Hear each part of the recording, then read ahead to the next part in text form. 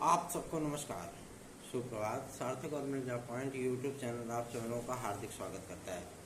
Channel को subscribe करके video को लाइक शेयर जरूर कर दीजिए। बेल आइकन दबा कर रख लीजिए ताकि आपको नोटिफिकेशन मिल जाए और आप उसे शेयर कर पाए।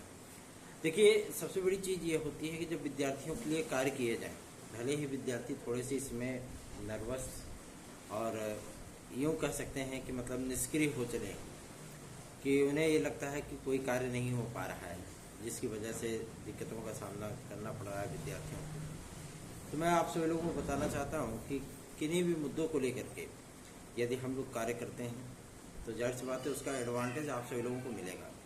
सबसे अहम हो जाता है जब आप सभी लोगों की टीजीटी पीजीटी 2016-2021 की याचिकाएं चल रही हों और उन याचिकाओं पे फाइनल डिसीजन लेना हो। जाहिर सी बात है उसके लिए सचिव वगैरह का होना अत्यंत आवश्यक हो जाता है। कल हम सभी लोगों ने जनप्रतिनिधियों के माध्यम से जो सरकार के पास अपने मैसेजेस को भिजवाया, उसका परिणाम यही निकल करके आया कि कार्यवाहक सचिव की नियुक्ति हो चुकी है। ठीक है ना। शाम के वक्त में वीडियो में इसीलिए नहीं डाल पाया क्योंकि मैं स्वयं भी निराश था विद्यार्थियों की समस्याओं को लेकर के। विद्यार्थी 1, 2, 4, 5 की संख्या में नहीं, मेरे साथ तो हजारों के हजार की संख्या में विद्यार्थी जुड़े हुए हैं, है ना। तो इस वजह से जब विद्यार्थी नर्वसता पूर्वक कोई मैसेज करते हैं या कोई कॉल्स करते हैं तो मुझे स्वयं भी निराशा होती है कि मैं अपने भाई बहनों के लिए कुछ नहीं कर पा रहा। इसकी वजह से मैं आप सभी लोगों के लिए थोड़ा सा प्रयास स्टार्ट किया और उसका परिणाम यही हुआ कि कार्यवाहक सचिव की नियुक्ति हो चुकी है। अस्थायी अध्यक्ष और सचिव ये तो 15 जून के बाद ही आने हैं, लेकिन अभी कार्यवाहक से काम चलेगा। तो आप सभी लोगों की जो टीजीटी पीजीटी की परीक्षा है, अब तो 110% मैं आप लोगों को बता दूं, जुलाई और अगस्त में ये पेपर होने चल रहा है। आप सभी लोग अपनी तैयारियां शुरू कर दीजिए। रही बात आपके टीजीटी पीजीटी 2016-2021 की याचिका के संबंध में, तो ये याचिका भी बहुत जल्दी फाइनल होने चल रही है और विद्यार्थियों को काउंसलिंग करा करके उनके नियुक्ति पत्र दे दिए जाएंगे शिक्षा निदेशालय के माध्यम से। तो आप सभी लोगों को इसमें चिंतित होने की आवश्यकता नहीं है। हम सभी लोगों के कार्य कभी रुकते नहीं हैं, हम सभी लोगों के कार्य कंटिन्यू चल रहे हैं और मैं आप सभी लोगों को इस चीज़ का वचन देना चाहता हूँ कि कभी भी आप लोगों का बुरा नहीं होने पाएगा। हम सभी लोग कंटिन्यू आप लोगों के लिए प्रयास करेंगे और सार्थक परिणाम आप लोगों के लिए लेकर के आएंगे। आप सभी लोगों को एक बात मैं और भी स्पष्ट कर दूं, एलटी ग्रेड की भर्ती परीक्षा को लेकर के आज समाचार पत्रों में दिया हुआ कि इसमें प्री और मेंस होगा। प्री और मेंस का जो स्ट्रक्चर बनाना होता है ना, वो स्ट्रक्चर इन्होंने एक बार नहीं 6-6 बार जो है वो शासन को प्रेषित किया था, लेकिन शासन ने हर बार उसको रिजेक्ट किया है।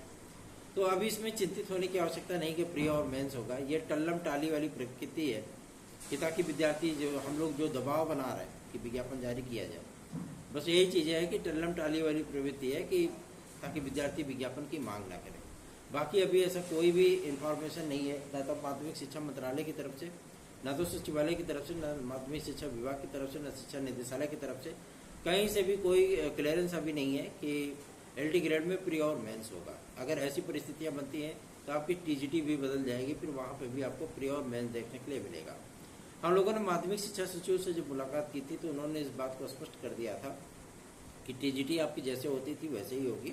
रही बात आपके एलटी ग्रेड की, तो उसके लिए जो है अलग से स्ट्रक्चर बना पाना और उसको फॉलो कर पाना किसी भी भर्ती संस्थान के लिए, चाहे वो शिक्षा सेवा चयन आयोग हो, चाहे उत्तर प्रदेश लोक सेवा आयोग हो, किसी भी संस्थान के लिए थोड़ा सा मुश्किल भरा कार्य है। ठीक है ना। बिना सरकार के, बिना गवर्नमेंट के अप्रूवल के तो कोई चीज़ होगा नहीं। ठीक, तो इसलिए अभी आप लोग इस गफलतबाजी में मत रहिए कि प्री और मेंस होगा। अभी आप लोग वनडे फॉर्मेट को ही ध्यान में रख करके अपनी तैयारियां कंटिन्यू करिए। ठीक है। हम लोगों का दबाव बढ़ रहा है, इसकी वजह से आप लोगों को यह टल्लम टाली वाली जो न्यूज होती है वो समाचार पत्रों के माध्यम से दे दी जाती है। इसका ये तात्पर्य तय नहीं है कि आप लोगों को प्री और मेंस का सामना करना पड़ेगा एलटी ग्रेड में। प्री और मेंस का टारगेट इनका यही है कि इसमें टीईटी को लागू कर दिया जाए, जैसे कि उत्तर प्रदेश शासन ने मंशा जाहिर की थी। ठीक है ना।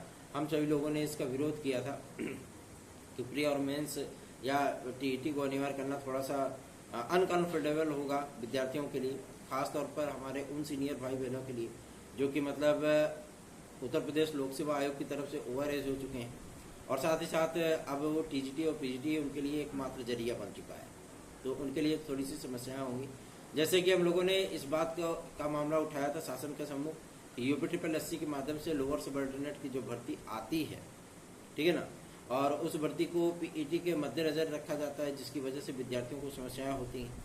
तो इसलिए उसको उत्तर प्रदेश लोक सेवा आयोग को सौंप दिया जाए।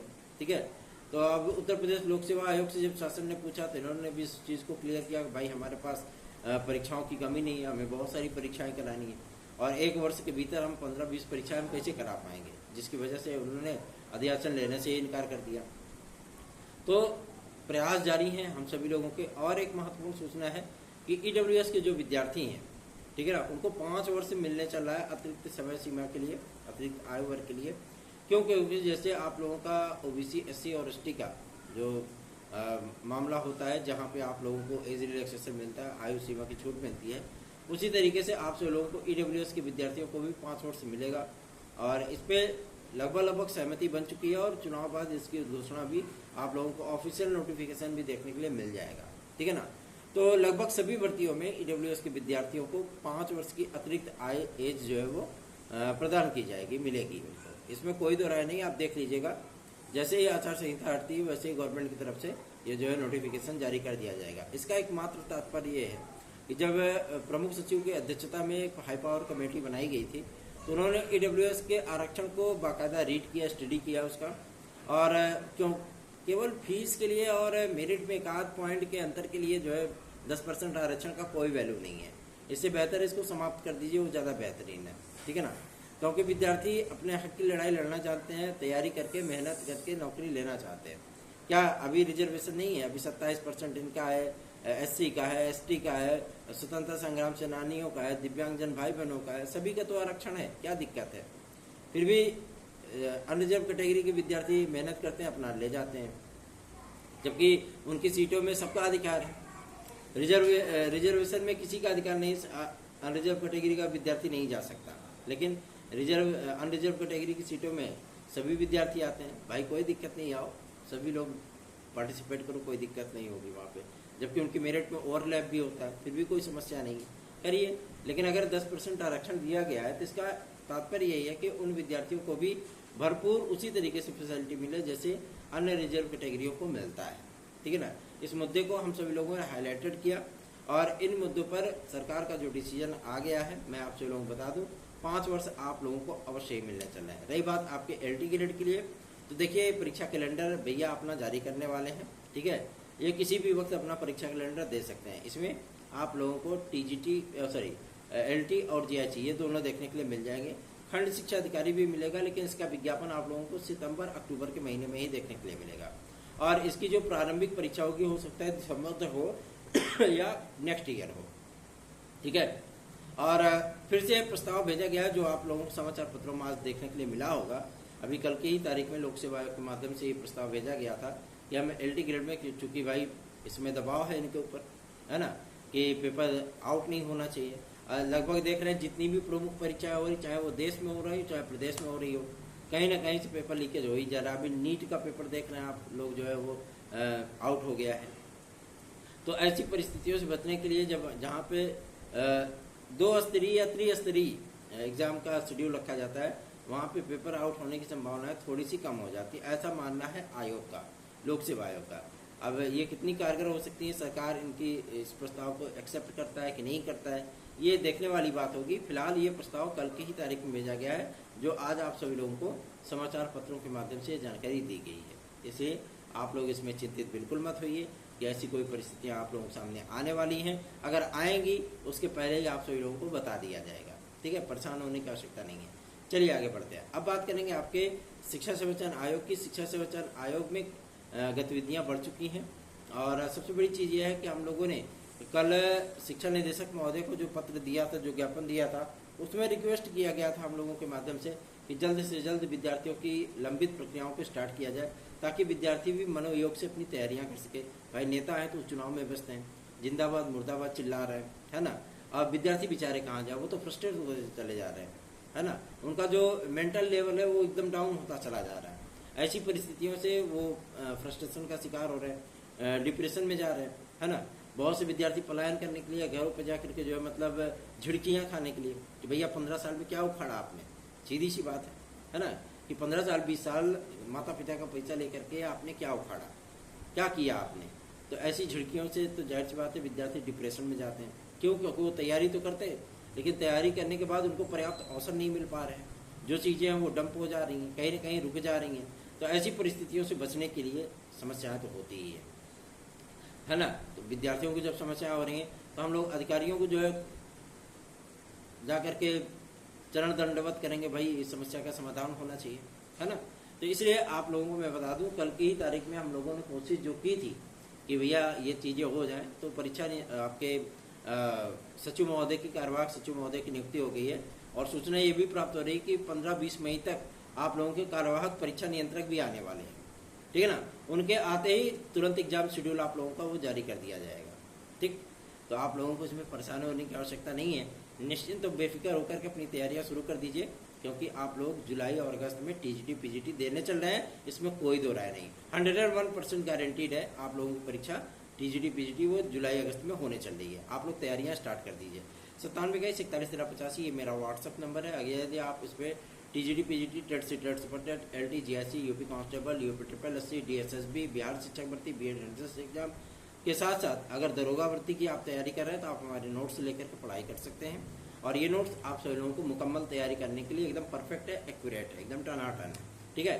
तो आप लोग देरी मत करिए, फटाफट इस पर संपर्क करके हमारे नोट्स आज प्राप्त कर सकते हैं। साथ ही साथ टीजीटी पीजीटी 2016-2021 के जो हमारे भाई बहन हैं, अगर वो हमारी याचिका में सम्मिलित होकर के इस याचिका का बेनिफिट लेना चाहते हैं, याची लाभ की अपनी गिनती को बढ़ाना चाहते हैं, तो हमारे साथ जुड़ सकते हैं। हमारी याचिका से केवल 2 दिन शेष हैं, अगर आप जुड़ना चाहते हैं तो आप हमारे साथ जुड़ सकते हैं, क्योंकि फाइनल लिस्टिंग होने लगी है। ये लिस्ट अब भेजी जाएगी आपके माध्यमिक शिक्षा मंत्रालय तक, ठीक है। और शिक्षा निदेशालय बहुत जल्दी ही इस केस का फाइनल ऑर्डर लेने चल रहा है, क्योंकि वो अपने लायर खड़े करेंगे। अभी तक लायर नियुक्त नहीं हुए हैं शिक्षा संरक्षण आयोग के लिए, लेकिन अधिकारियों की ये प्रक्रिया शुरू हो गई है। तो बहुत जल्दी ही आप सभी लोगों को ये लायर वगैरह भी देखने के लिए मिल जाएंगे, जो गवर्नमेंटल लायर होते हैं। उसके बाद आप लोगों की प्रक्रिया बहुत तीव्र गति से आगे बढ़ेंगी, और हम लोगों को पूरा विश्वास है, पूर्ण यकीन है कि आप सभी लोगों को बहुत जल्दी ही नियुक्तियां भी प्राप्त हो जाएंगी। इसलिए आप लोग चिंतित बिल्कुल मत होइए, सपोर्ट करिए सार्थक government job point YouTube channel को, क्योंकि एकमात्र ऐसा यूट्यूब चैनल जो आप सभी लोगों की व्यक्तिगत समस्याओं को नजरअंदाज कभी नहीं करता, जो आपके प्रतियोगी जीवन की व्यक्तिगत समस्याएं होती हैं, ठीक है ना। हम छात्र हित के लिए कार्य करते हैं, इसका एडवांटेज आप सभी लोगों को दिख जाता है, क्योंकि बोलने में यकीन नहीं, करने में यकीन है, ठीक है ना। अगर हम बोल करके करें तो बेकार है, अगर हम करके दिखाएं और बोले नहीं तो ज़्यादा बेहतरीन है। इसीलिए हमको ये नहीं होता कि भैया हम चलो 2-4-5 वीडियो अपलोड करते रहें सुबह शाम की, नहीं समय मिला नहीं करेंगे, कोई दिक्कत नहीं है ना। लेकिन हाँ, आप सभी लोगों के लिए कार्य जो करना है वो तो हमको करना ही है। आप सभी लोग निष्क्रिय हो सकते हैं, हम थोड़ी निष्क्रिय होंगे। अगर हम निष्क्रिय हो जाएंगे ना तो बहुत कुछ बदलेगा फिर, ठीक है। टीम के सदस्य भले ही हमारे थोड़े से इसमें डिप्रेस्ड हो गए हैं कि ऐसी परिस्थितियां बन गई हैं कि विद्यार्थी भी सपोर्ट नहीं कर रहे हैं, तो ऐसी चीज़ें नहीं है, टेंशन मत लीजिए। एक उड़ती सूचना भी आप लोगों को मिली होगी कि बीएड के लिए जो केस ऑर्डर आया था सर्वोच्च न्यायालय का, वो पलट गया, ये चीज़ें हो रही है, वो चीज़ हो रही है। तो देखिए, इस पर केंद्रीय मंत्रालय जो मानव संसाधन विकास मंत्रालय है, ठीक है ना, वो थोड़ा सा इस पर वर्क तो कर रहा है। और हम लोगों की तरफ से जो शर्मा जी हैं, उनकी तरफ से भी पिटीशन दाखिल की है, रिव्यू पिटीशन दाखिल की गई है। और इस पे देखते हैं सर्वोच्च न्यायालय की क्या प्रतिक्रिया होती है ना। क्योंकि ये फाइनल उम्मीदें होती हैं विद्यार्थियों की कि अगर हम रिव्यू कराएंगे तो हो सकता है कुछ हम लोगों को रियायतें मिल जाए। तो रियायतें मिलने की उम्मीदें तो फिलहाल कम है, लेकिन उम्मीदें ऐसा नहीं कि पूरी तरीके से निष्क्रिय हो चुकी हैं, उम्मीदें तो है ही। हम लोग भी इस चीज़ को देख रहे हैं कि आज की तारीख में क्या चीज़ें हो सकती है, कैसे वो बदल सकता है, तो देखना दिलचस्प होगा। इसके लिए आप सभी लोगों को मैं बता दूं, आप लोग चिंतित मत होइए, जो भी अपडेट होती है वो सार्थक government job point YouTube channel के माध्यम से आप लोगों को प्रोवाइड कर दी जाती है। यूपी ट्रिपल एससी भी अपनी परीक्षा परिणाम को मई के महीने में आप लोगों को वीडियो एग्जाम का रिजल्ट देखने के लिए मिल सकता है, क्योंकि ये चीज़ें भी हम लोगों को ये जानकारी प्राप्त हुई है कि जैसे इधर लखनऊ और अयोध्या और आपका प्रयागराज वगैरह का ये चुनाव समाप्त होगा, वैसे ही आप लोगों को परिणाम जारी कर दिए जाएंगे। देखना दिलचस्प होगा यूपी ट्रिपल एससी क्या चीज़ें करती है, कैसे होता है, और यदि ये चीज़ें होती है तो जाहिर सी बात है विद्यार्थियों को थोड़ा सा इससे रिलैक्स जरूर मिलेगा। ऐसी इन्फॉर्मेटिव वीडियोस के लिए चैनल को शेयर करिए, वीडियो को लाइक किया करिए और चैनल को सब्सक्राइब करके हमें सपोर्ट करिए। अधिकाधिक संख्या में विद्यार्थियों को जोड़िए, ताकि हम लोग भी आप लोगों के लिए ऐसे ही कार्य करते रहे, ताकि आप लोगों की प्रतियोगी जीवन की समस्याओं का निराकरण यूं ही होता रहे। धन्यवाद, आप सभी का दिन शुभ हो।